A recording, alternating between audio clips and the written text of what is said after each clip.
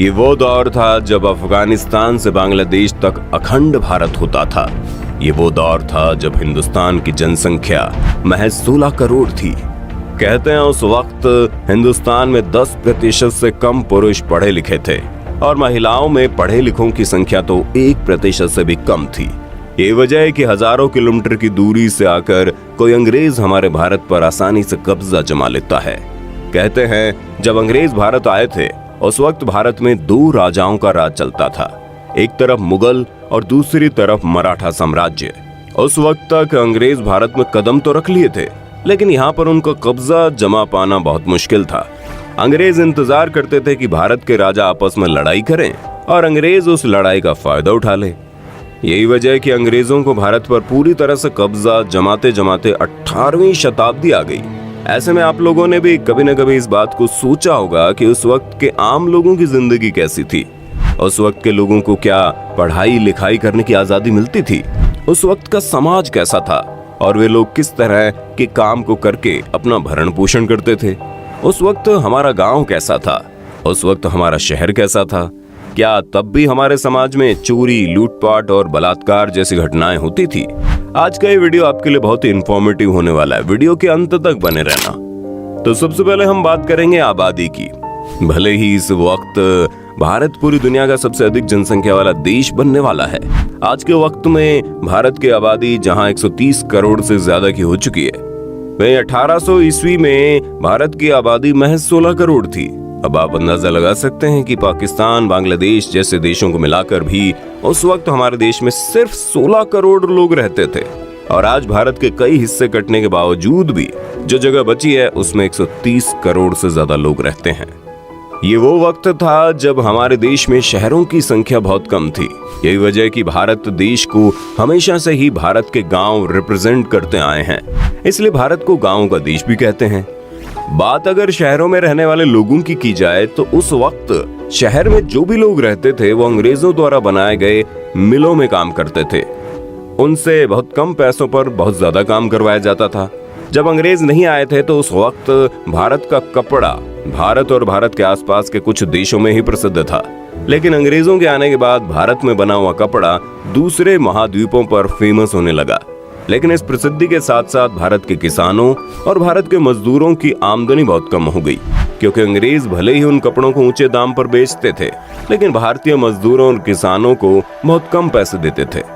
वहीं दूसरी ओर handloom industry अपने पतन की तरफ जा रही थी। इन दिनों भारत में हाथों से सारी कारीगरी की जाती थी। लखनऊ और बनारस के हैंडलूम इंडस्ट्री की धूम दुनिया भर में हो गई थी। उस वक्त लोगों का काम बहुत मेहनत भरा होता था, क्योंकि उस वक्त ना तो बिजली थी और ना ही आज के जैसी कोई आधुनिक टेक्नोलॉजी। उन लोगों को लगभग सारा काम अपने हाथों से ही करना पड़ता था। आपको जानकर हैरानी होगी कि उस वक्त भारत में जो कपड़े बनते थे उसकी बहुत ज्यादा डिमांड थी। उन कपड़ों पर बहुत ही बेहतरीन कारीगरी की जाती थी। लेकिन ब्रिटिश के आने के बाद भारतीय कपड़ों की डिमांड कम हो गई और भारतीयों का मार्केट पतन की ओर बढ़ने लगा।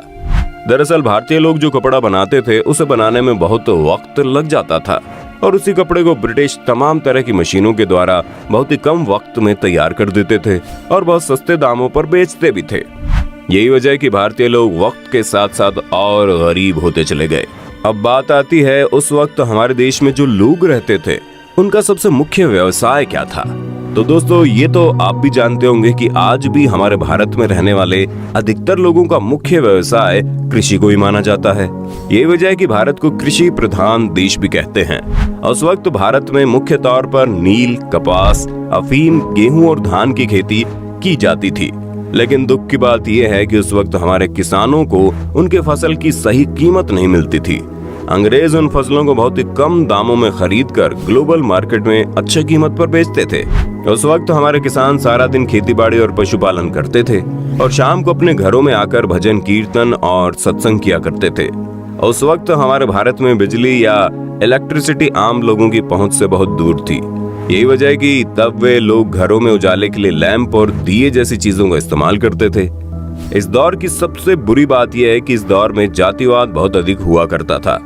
कुम्हार और साफ सफाई करने वाले लोगों को समाज में बहुत नीची जाति का माना जाता था। लोग अपनी जाति के हिसाब से काम करते थे, जैसे कि कुम्हार मिट्टी के बर्तन बनाता था, धोबी कपड़े धोता था, लोहार लोहे का काम करता था। इसके बाद वो दौर आया जब भारत में रेलगाड़ी की शुरुआत हुई। अंग्रेजों ने भारत में रेलवे की शुरुआत की और इसका इस्तेमाल वे भारत को और डेवलप करने में करने लगे। हालांकि भारत को डेवलप करने के पीछे उनका मकसद भारतीयों की बेहतर जिंदगी नहीं, बल्कि उनका अपना स्वार्थ था। अंग्रेज भारत पर राज करने के लिए भारत के दूर दराज के इलाकों में आसानी से अपनी पहुंच को बनाने के लिए सड़क मार्ग और रेल मार्ग को बढ़ावा देने लगे। साल 1853 के लगभग मुंबई से ठाणे के बीच एक पैसेंजर ट्रेन की शुरुआत की गई, जो कि 14 डब्बों की एक स्टीम इंजन से चलने वाली ट्रेन थी।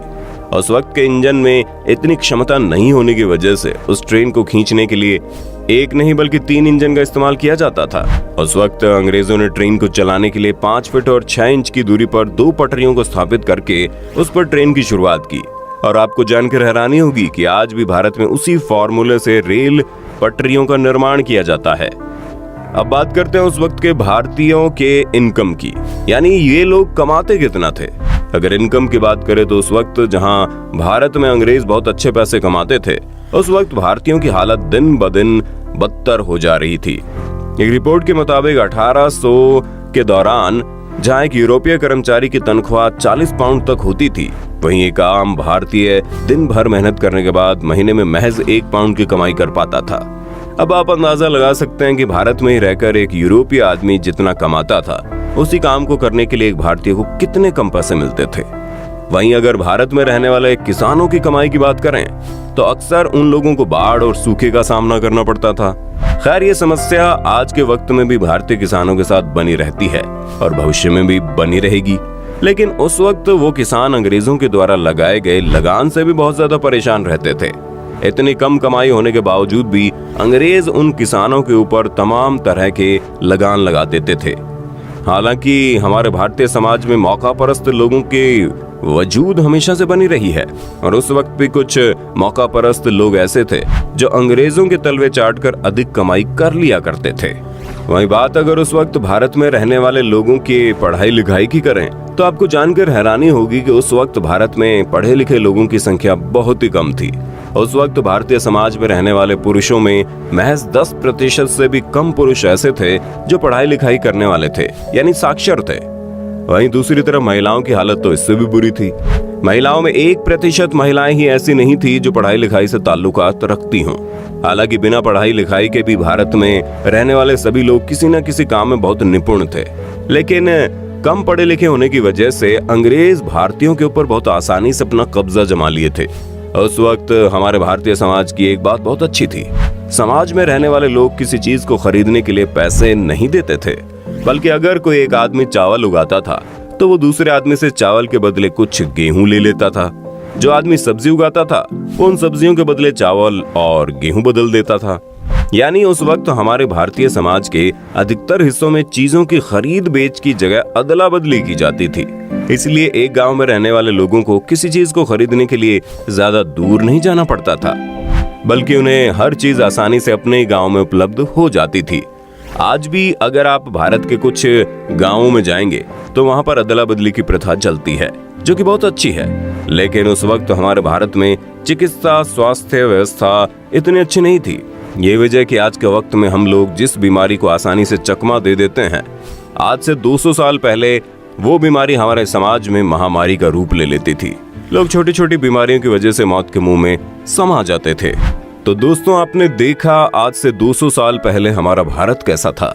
उस वक्त के समाज की कुछ बातें अच्छी थी तो कुछ बातें बुरी, जैसे कि जातिवाद उस वक्त के समाज की बहुत ही बुरी चीज थी, जिसका प्रभाव हमें आज के वक्त में भी देखने को मिलता है। उस वक्त हमारे समाज में लोग पढ़े लिखे कम थे, लेकिन सामाजिक ज्यादा थे। वहीं आज के वक्त में भले ही हम पढ़े लिखों की संख्या ज्यादा हो चुकी है, लेकिन हम अपने समाज से दूर होते जा रहे हैं। उम्मीद करते हैं ये जानकारी आपको अच्छी लगी होगी, और अगर आप हमारे प्राचीन भारत से जुड़ी और भी किसी बात को जानना चाहते हैं तो आप हमें कमेंट करके बताइए। हम अपनी अगली वीडियो उसी टॉपिक पर डिटेल में लेकर आ जाएंगे। वीडियो अच्छी लगी तो लाइक कीजिए, हमारे चैनल को सब्सक्राइब कीजिए, बेल आइकन को ऑन करना बिल्कुल मत भूलना, क्योंकि the earth adventure in Hindi की टीम आपके लिए हर रोज ऐसी जानकारियों से भरे वीडियोस लाती रहती है।